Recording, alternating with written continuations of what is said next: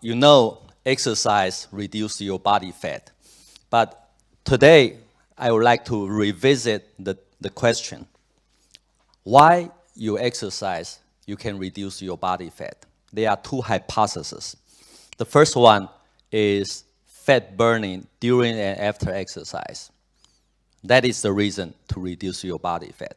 The second hypothesis, the exercise makes skeletal muscle a favorable storage site of carbon source against adipose tissues.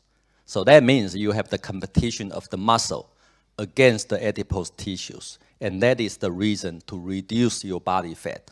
Which one is more popular? Which hypothesis is more popular? Takže odpověď, the answer from audience is the first one. Yes. If you go to United States and UK, most of the people will tell you the first one is the mechanism. But today I'm going to supply you the scientific evidence to tell you that there is no scientific evidence support the first one. And most of the scientific evidence support the second one.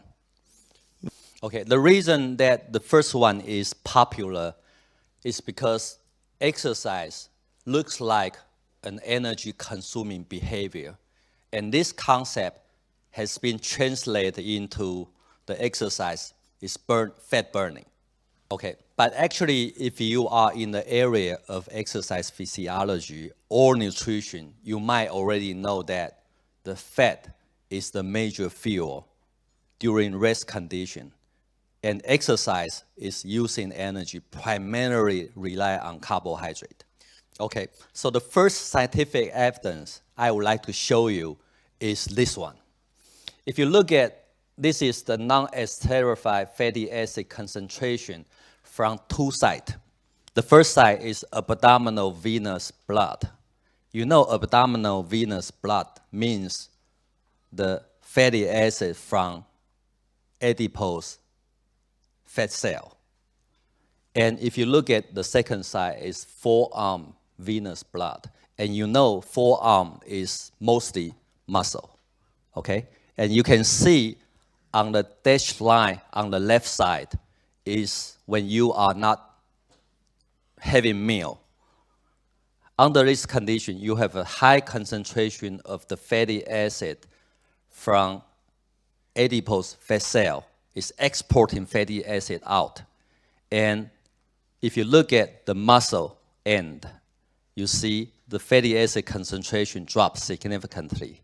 So this graph gives you the idea that when you are not having meal, you are not eating, the fat cell is exporting fatty acid out as a 24 hours routine. And the major consumer is the muscle. Okay, so if you ask you a question, if our adipose tissues is dumping fatty acid out as a 24 hours routine, then why so many people still get fat? Okay, if you look at this graph on the right side of the dashed line, that is when you have the meal. Okay, you can see the difference between abdominal venous blood and the forearm venous blood. The fatty acid concentration difference disappears. So that means about 1 hour after the meal is the time when you refill the carbon source back to the adipose tissues. So although the adipose tissues is throwing out the fatty acid all the time, but when you have the meal, if the meal come back to the adipose tissues is more than what you spent, then you get fat accumulation. But if the carbon source return to the adipose tissues less, then you get the adipose tissues smaller and smaller. And the best way to do it is to have the muscle extract more carbon source, and that will lead to the carbon source return to adipose tissues become smaller. Okay, so let me just rephrase one more time. So if you want to have the lean body, you don't want to have the accumulation, fat accumulation in your abdominal site. The best way to do it is right after meal, when the carbon source is returning to adipose tissues, you want to have the muscle to uptake the carbon source. And therefore, the carbon return to adipose tissues is going to be smaller, and therefore you are less likely to accumulate fat. Okay, so from here you know the muscle is important. So I would like to supply 3 more evidence to tell you that if you are able to increase your muscle growth, you are going to reduce your body fat. Okay, the first evidence is to knock out the gene is called myostatin. Myostatin is the gene that will suppress the muscle growth. So if you knock out this gene, the people is going to have the fast muscle growth. Okay, if you overexpress the cis-G, would also cause the muscle growth. Or if you inject the interleukin 15. Interleukin 15, by the way, is the cytokine that increase during resistance exercise. So when you do weight training, interleukin 15 is increasing, which will cause the muscle hypertrophy. So all these 3 conditions will cause increased muscle growth. And this will in turn reduce your body fat without exercise. Okay. So now you know skeletal muscle dictate the fat mass. Okay? And you also know that the time to supply the carbon source is very important. And now if you look at the evidence right here, if you have the exercise, resistant exercise for 10 weeks, and you give the same meal, but at different time, you give the meal either pre and post exercise, or you give the meal in the evening, morning and evening, which is far away from the exercise time, you will eventually find that the body composition is going to be different. Okay? So if you give the meal before and after exercise, 10 weeks later, you have the fat reduction, significant fat reduction. At the same time, the carbon source is going to be in the lean body tissues. But if you give the meal, you delay the meal to the morning and evening, the fat reducing effect disappears, and the muscle recovery is also less. Okay, if you look at the animal data, it shows you the consistent result. So this is 2 groups of the animal.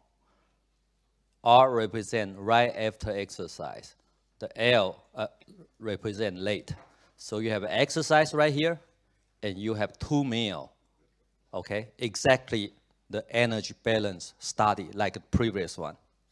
And the only difference is one of the meal is delayed after exercise. Okay, if you look at the result, the R group,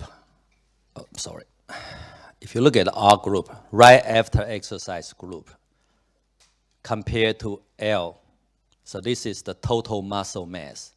You have higher muscle mass, and you have lower body fat compared to the L group.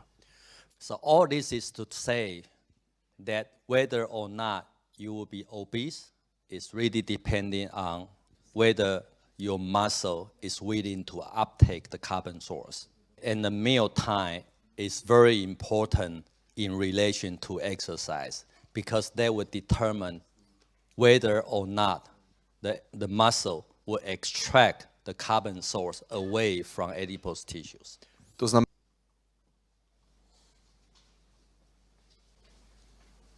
Okay, now I'm going to move to the evidence that we know exercise is essential in preventing obesity, but the evidence would tell you this is very unlikely because of the fat burning. Okay, the first question I would like to ask, there are 4 states, rest moderate exercise intensity, mild and high, medium intensity, and high intensity. If you look at the evidence in the past, which one is more effective to reduce your body fat? So it's very obvious in the past. If you look at the reference, most of the reference support high intensity and medium intensity are the effective one. Low intensity and rest, it just cannot reduce your body fat. But if you look at the contribution of the fat for exercise, you can see as the exercise intensity increases, the gray part, the gray portion is the fat contribution. It's reducing as the exercise increase intensity. Okay, if you look at closely from here, as exercise intensity increased from 25% to 85% VO2 max, the energy comes from 4 parts: muscle glycogen, muscle triglyceride, plasma fatty acid, and plasma glucose. The plasma fatty acid is mostly come from abdominal fat. But as you can see, when exercise intensity increase, the contribution of the abdominal fat is actually decreasing. But if you ask the question again, which exercise is more effective to reduce your body fat? 85%. And 25% is not going to reduce your body fat. So this is the first evidence to tell you that exercise is not fat burning, but exercise is effective to reduce your body fat. So why this concept is important? It's because if you believe the fat reducing effect of exercise training is mediated by fat burning, then you will recommend aerobic exercise instead of anaerobic exercise. Okay, now I'm going to show you the evidence that aerobic exercise is more effective to reduce your body fat compared to aerobic exercise. You want to compare them at the same energy, same amount of energy consumption, then you can compare. So you cannot compare which one is better without control the total energy consumption, okay? Okay. If you look at the evidence right here, 3 conditions. One is control, that is no exercise. The SSE represents steady state exercise, which is 60% VO2 max for 45 minutes running. And the HIIT means high intensity intermittent exercise, which you sprint for 8 seconds and then stop for twice of the time and do it 60 times. And this is, HIIE is obviously anaerobic exercise. And steady state exercise is obviously aerobic exercise.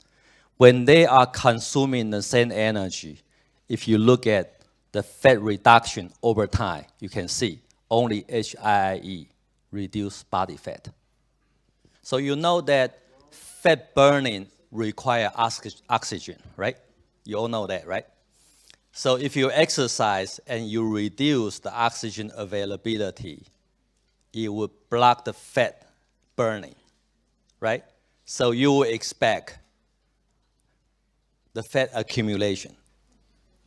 So one way to test this hypothesis is to exercise and recover under low oxygen concentration and see the outcome. Okay? So this is the hypothesis to be tested. If fat burning effect of exercise training is due to fat burning, then decreasing oxygen supply should cause fat accumulation. So we have tested this hypothesis by moving the Singapore swimming team from Singapore to China High Altitude Training Center.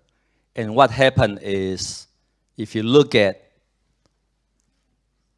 only 3 weeks, very short time, 3 weeks only, you can see the fat mass reduced by 11% in altitude, and muscle increased by 1.5%. and without changing exercise total volume. Okay, we found that if you put someone into hypoxia, the blood is going to distribute into the muscle. So this is what we see. If you reduce the oxygen saturation in blood by about 6%, you will see the more blood is going to the muscle. And when you eat, you have the insulin and you have the carbon source. It's going to move more into the skeletal muscle. And that is the reason that if you go to hypoxia, then reduce the fat burning, but you still get smaller in fat mass. Okay, now I'm going to supply another evidence to convince you that despite exercise will increase the basal metabolic rate, but fat oxidation remain unaltered. So this is the experiment. We have three conditions. Control means no exercise. LI means low intensity exercise, high intensity exercise. As you can see, the 24 hours total energy consumption is 500 calories more compared to without exercise.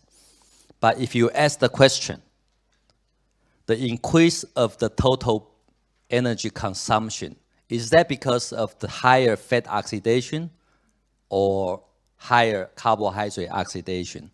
This is the answer.